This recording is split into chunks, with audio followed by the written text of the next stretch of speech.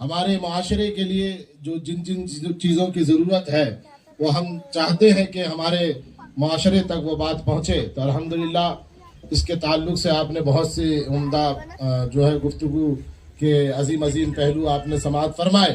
اب ہمارے جو دوسرے مقرر ہیں وہ تشریف فرما ہے، میں بلا کسی تاخیر کے حضرت کی بارگاہ میں درخواست کروں گا، اور انشاءاللہ تبارک و تعالی محفل کا اختتام جو ہے اپنے وقت پر انشاءاللہ تبارک و تعالی ہو جائے گا، زیادہ وقت آپ کا نہیں لیا جائے گا، 12 سے آگے ہم نہیں پہنچیں گے، 12 سے پہلے ہی انشاءاللہ تبارک و تعالی سب معاملہ سمٹ جائے گا۔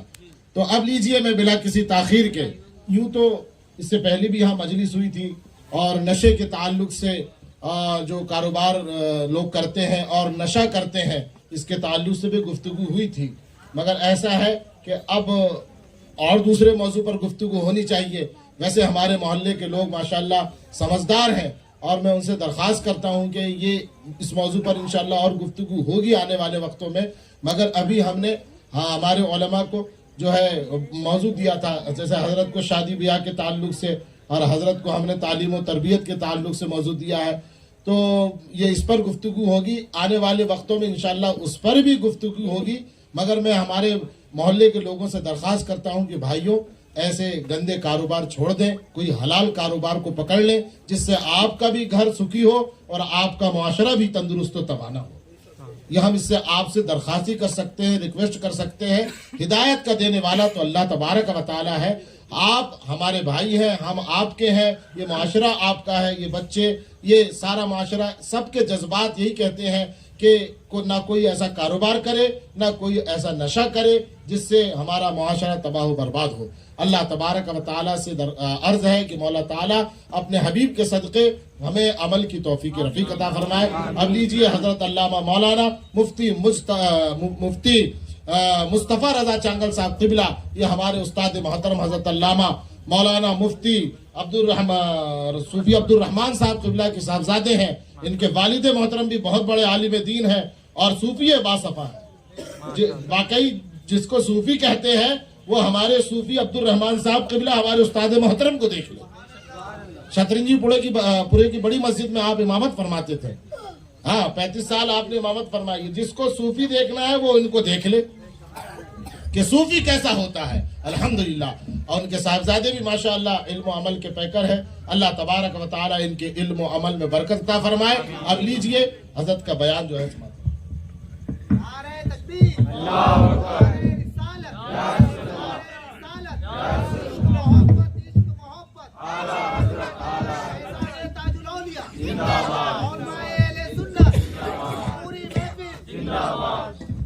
معزز محتشم علماء اہل سنت، ائمہ اہل سنت، خصوصاً انتخاب سرکار تاج الاولیاء حضرت علامہ مولانا حافظ و قاری شاکر رضا صاحب قبلہ حفظہ اللہ و رعاہ، اور میرے سامنے موجود حاضرین اہل سنت اور گھروں میں سننے والی عزت مآب اسلامی بہنوں، السلام علیکم ورحمۃ اللہ وبرکاتہ۔ بسم اللہ الرحمن الرحیم، بسم اللہ والحمد للہ والصلاة والسلام علی سیدنا حبیبنا رسول اللہ وعلی آلہ ومن والہ۔ قال اللہ عز وجل فی کتابہ المجید: یا ایہا الذین آمنوا قوا انفسکم واہلیکم نارا، صدق اللہ العظیم۔ In the name of Allah, the most gracious, the most merciful, all praise is due to Allah subhanahu wa ta'ala. We send blessing and salutation upon his beloved Prophet Muhammad. May Allah subhanahu wa ta'ala bless his household, his companions. May Allah subhanahu wa ta'ala bless every single of us. Ameen. درود شریف پڑھ لیجئے، صلی اللہ علی نبی الامی والہ صلی اللہ علیہ وآلہ وسلم۔ صلاۃ و سلام علیک یا رسول اللہ صلی اللہ تعالی علیہ وآلہ وسلم۔ نوری محفل کے زیر اہتمام یہ جو مبارک اور خوبصورت گیدرنگ کا انعقاد کیا گیا ہے، اس پر میں آپ حضرات کو دل کی گہرائیوں سے مبارکباد پیش کرتا ہوں۔ الحمدللہ ایک بہت خوبصورت انداز میں آپ حضرات کام کر رہے ہیں۔ آپ نے مجھ سے پہلے برادر مکرم حضرت مولانا سرفراز احمد خان اشہری صاحب قبلہ حفظہ اللہ ورعاہ کو بہت ہی خوبصورت انداز میں خطاب کرتے ہوئے سنا ہے. یقیناً انہوں نے بہت ہی کام کی باتیں آپ تک پہنچائی ہوگی اور بہت عام فہم انداز میں اور بہت ہی سادہ الفاظ کے اندر بڑا میسج انہوں نے آپ تک یقیناً کنوے کیا ہوگا. اللہ رب العالمین ہمیں عمل کرنے والی باتوں پر عمل کی توفیق عطا فرمائے. میرے دوستوں، مجھے ٹاپک دیا گیا ہے کہ میں ذرا تعلیم و تربیت پر بات کروں. تربیت سے مراد تربیت اولاد ہے اور تعلیم پر ہم اس پر ایجوکیشن، حالانکہ دو الگ الگ ٹاپک ہیں اور دونوں انٹرنل کنیکٹڈ بھی ہیں، دونوں پہ ہم بات کر سکتے ہیں کیونکہ مذہب اسلام میں تعلیم کا جو تصور ہے وہ بغیر تربیت کے مکمل نہیں ہوتا ہے. بغیر تزکیہ نفس کے تعلیم کا تصور ادھورا ہوتا ہے. تو وہ تعلیم جس کے ساتھ تزکیہ نفس نہ ہو، جس کے ساتھ تربیت نہ ہو، وہ یقیناً ادھوری ہے. وہ تو غیروں کے پاس میں بھی پھر تعلیم کا تصور موجود ہے. بہرحال تو میں کوشش کروں گا کہ کچھ باتیں آپ تک پہنچا سکوں. میری آنکھیں دیکھ رہی ہیں کہ یہاں پر ایک تعداد میں بہت سے ہمارے نوجوان بھائی بھی موجود ہیں اور عزیز بچے بھی موجود ہیں. تو ان کے انٹرسٹ کے مطابق ایک دو واقعات میں آپ کی خدمت میں گوشے گزار کروں گا اور کچھ کیس اسٹڈی ہے جو ہماری اپنی آبزرویشن ہے وہ بھی آپ سے شیئر کرنے کی کوشش کروں گا. تو آپ مجھ سے فی الحال اس ٹائم پر کوئی جذباتی خطاب کی امید نہ رکھیں. میں کوشش کروں گا کہ کچھ کام کی باتیں آپ تک پہنچا سکوں. درود پڑھ لیجیے صلی اللہ علیہ محمد صلی اللہ تعالی علیہ وآلہ وسلم.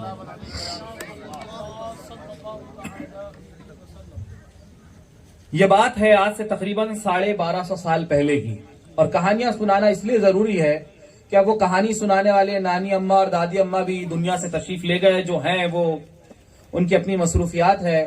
اور میں دیکھ رہا ہوں بہت سارے چہرے جو ہے وہ ایسے نظر آ رہے گویا انہوں نے ایک لانگ ٹائم سے کوئی کہانی نہیں سنی ہے. تو آئیے میں آج آپ کو کہانی سنا دیتا ہوں. ٹھیک ہے، یہ ڈیوٹی ہم ادا کر دیتے ہیں.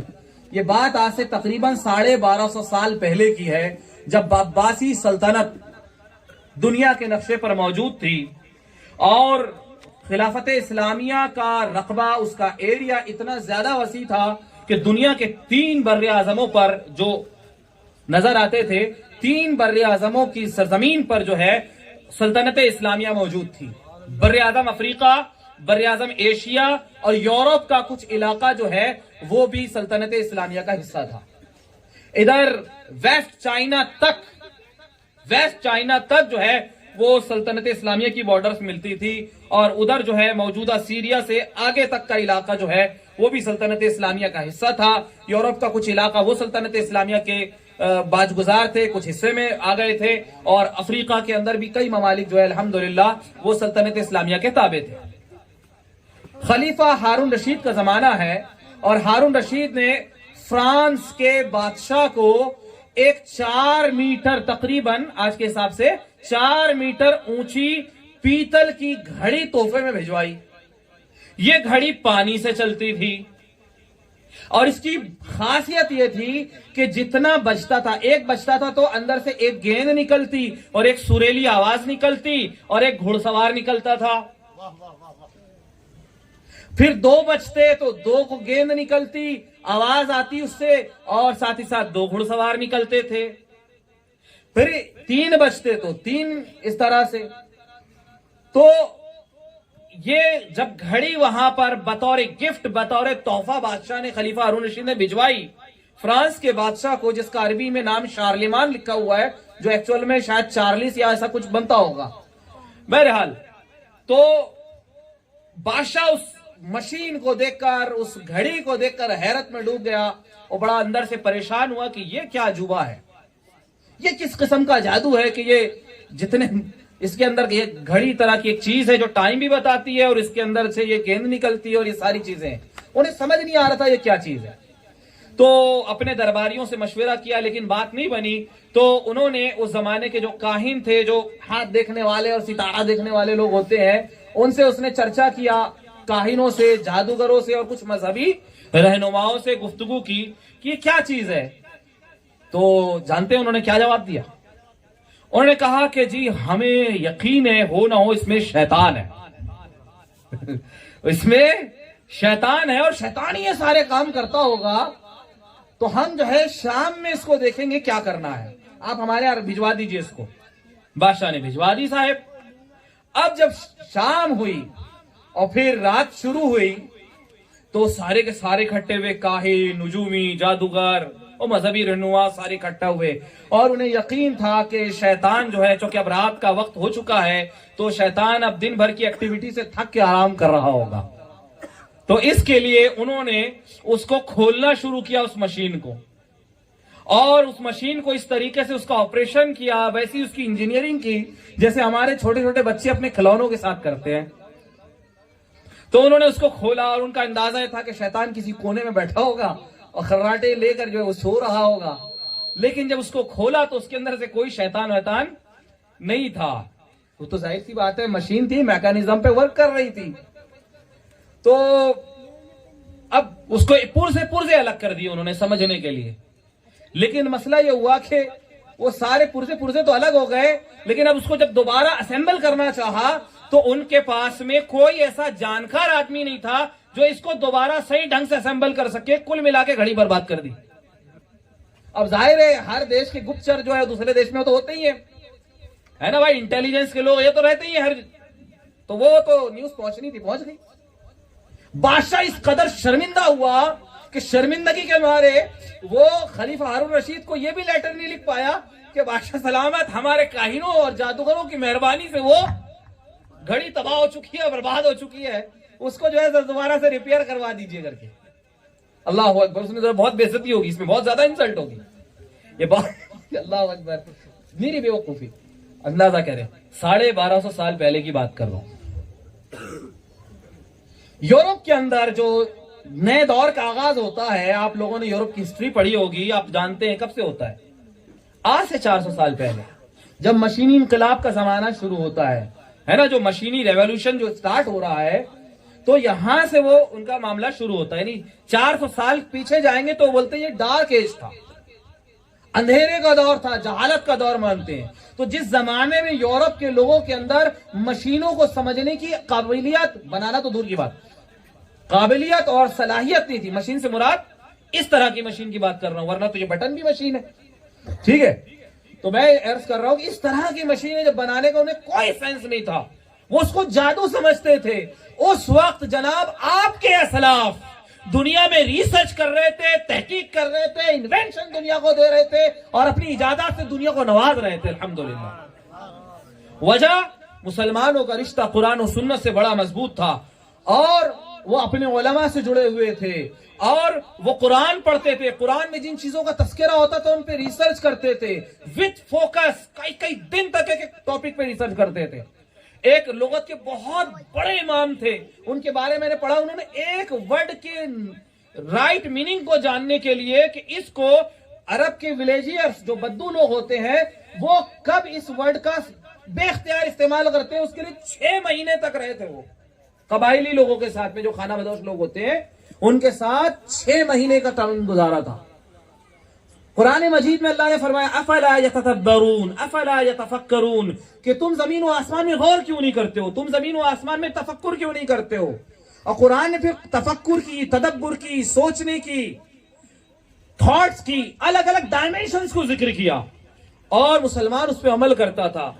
قرآن مجید میں قلم کا لفظ آیا، نون والقلم وما یسطرون، تو مسلمانوں نے اس پہ غور کیا کہ بھائی اللہ رب العالمین کو تو قسم کی حاجت نہیں ہے۔ قسم کی حاجت کیوں ہوتی ہے؟ تاکہ دوسرے کو اپنی بات کا یقین دلا جائے کہ میں سچی بات بول رہا ہوں، لیکن اللہ سے زیادہ سچا کون ہے؟ اللہ رب العالمین بے نیاز ہے، اسے قسم کی حاجت نہیں ہے۔ پھر اس نے قسم کیوں ذکر فرمائی؟ تو علماء نے فرمایا اس چیز کی امپورٹنس بیان کرنے کے لیے، اس چیز کی امپورٹنس بیان کرنے کے لیے۔ تو قلم وہ ہے جس سے علم کے چشمے پھوٹتے ہیں، قلم وہ ہے جس سے علم کا ایک جہان نکلتا ہے، دنیا کو علم کی دولت نصیب ہوتی ہے، علم کا نور اس سے پھوٹتا ہے۔ اس قلم کی بناوٹ پر اس زمانے میں انہوں نے طرح طرح کی ریسرچ کی، کتنے الگ الگ طریقے سے۔ اس زمانے میں تو کیلیگرافی والے پین چلتے تھے، قلم وہی ہوتا تھا، قلم کا لفظ بھی سبحان اللہ عربی سے آیا ہے، ساری پورے انڈیا کے اندر یہ لفظ استعمال ہوتا ہے، عربی کی دین ہے، ہمارا پڑھنے لکھنے سے وہ تعلق ہے۔ 150 قلم کی قسمیں بیان کی، اس پر کتابیں لکھی۔ گھوڑا پال رہے تو گھوڑے کے اوپر سینکڑوں قسم کی کتابیں لکھ ڈالی، اونٹ سے محبت تھی، اونٹ کے اوپر سینکڑوں کتابیں لکھ ڈالی، اور یعنی اس زمانے میں ریسرچ مسلمانوں کے ڈی این اے میں بسا ہوا تھا۔ یعنی بڑے اسکالرس تو بڑے اسکالرس ہیں. اگر ایک چرواہا ہوتا جو بکریاں چرا رہا ہے تو وہ بکریاں چراتے چراتے بھی ریسرچ کرتا تھا. I want to give you an example. دیکھیں کافی کو عربی میں کہتے ہیں قہوہ. کیا کہتے ہیں جی؟ قہوہ. قہوہ کا لفظ کہاں سے آیا ہے؟ سوری، کافی کا ورڈ کہاں سے آیا ہے؟ کافی کا ورڈ قہوہ سے آیا ہے. جو قہوہ ہوتا ہے اسی کی بدلی ہوئی شکل ہے. انگلش میں زمین کو کیا بولتے ہیں؟ بولیے. ارتھ کہتے ہیں. عربی میں ارض کہتے ہیں. کیا کہتے ہیں؟ ارض. تو عربی میں ارض کہتے ہیں. کہاں سے آیا ہے؟ عربی سے آیا ہے. اس پہ تو پوری کتابیں لکھی گئی ہے کہ 8-10 ہزار الفاظ یورپ کی الگ الگ لینگویجز کے اندر عربی سے کس طرح سے داخل ہوئے.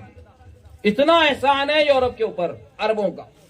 تو میں عرض کر رہا تھا کہ ایک چرواہا تھا ایتھوپیا کا, وہ اپنی بکریاں چرا رہا تھا, تو اس نے نوٹس کیا کہ ایک خاص پودا ہے کہ اس پودے کی پتیوں کو جب اس کے جانور کھا لیتے ہیں, چر لیتے ہیں, تو وہ جو ہے بڑے انرجیٹک فیل کرتے ہیں, کافی ان کو انرجی محسوس ہوتی ہے, تازہ دم ہو جاتے ہیں, بالکل مستی میں بالکل آ جاتے ہیں.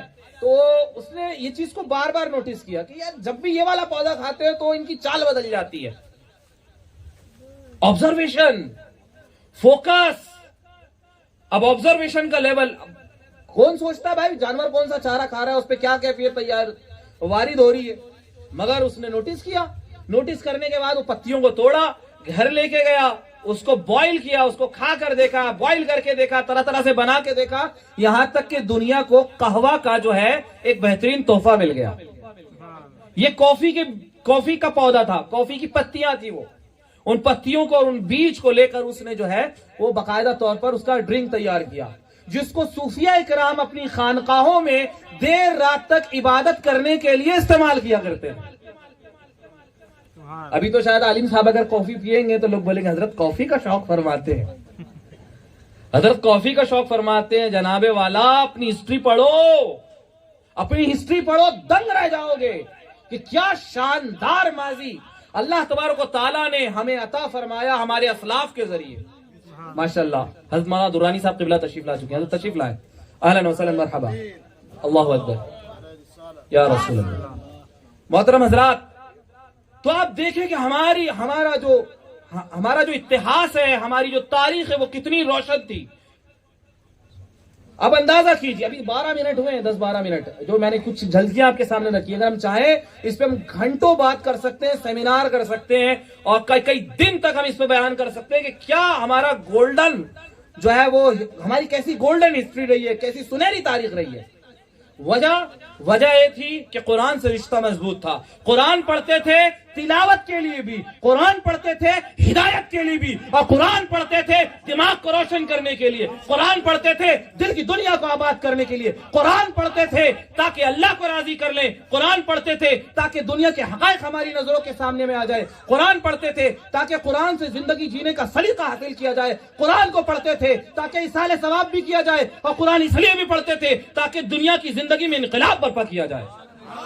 ہم قرآن پڑھتے ہیں لیکن صرف ایصال ثواب کے لیے. او میرے بھائیوں, قرآن کتاب انقلاب ہے, رسول اللہ پیغمبر انقلاب ہے, اسلام دین انقلاب ہے. تم اس دین انقلاب کے ماننے والے ہو, اپنے مزاج کو تبدیل کرو, رویوں کو تبدیل کرو, اور اپنے انداز زندگی کو تبدیل کرو. اللہ نے تمہیں انقلاب برپا کرنے کے لیے زمین پر بھیجا ہے. ابھی حضرت مولانا صاحب قبلہ بیان کر رہے تھے کہ اللہ رب العالمین نے فرمایا کنتم خیر امت اخرجت للناس, کہ تم بہترین امت ہو, the best nation,